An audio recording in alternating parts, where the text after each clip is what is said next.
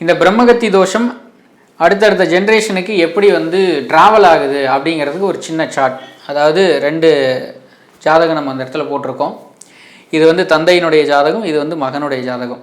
நம்ம பொது நலன் கருதி முழு ஜாதகத்தையும் இந்த இடத்துல போடல, நமக்கு தேவையான கிரகத்தை மட்டும் நம்ம போட்டிருக்கோம். ஸோ உங்களுக்கு ஜாதகம் வேணும் அப்படின்னாலும் நம்ம வந்து தனிப்பட்ட முறையில் ஆராய்ச்சி செய்வதற்கு ஜாதகம் வழங்கப்படும். ஸோ இந்த இடத்துல இது வந்து தந்தையினுடைய ஜாதகம். இது வந்து குரு வந்து உச்சமாக இருக்கார், சனி வந்து ஆட்சியாக இருக்கார்.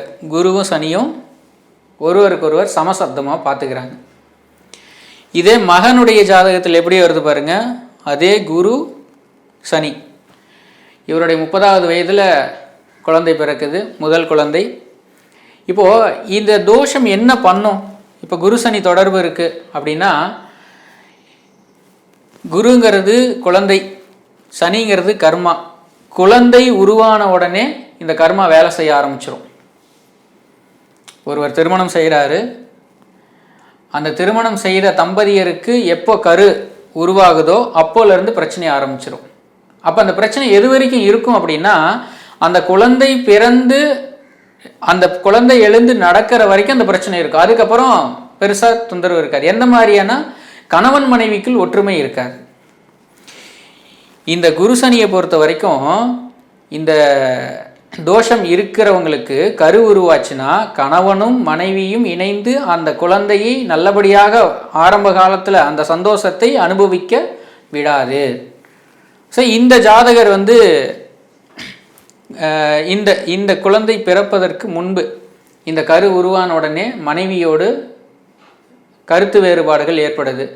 நம்மக்கிட்ட வரும்பொழுது இதை நம்ம பார்த்து சொல்கிறோம், இந்த பிரச்சனைகள்லாம் இருக்குது. இது மேக்சிமம் வந்து குழந்தை பிறந்து நடக்கிற வரைக்கும் இந்த பிரிவினையை ஏற்படுத்திடக்கூடாது.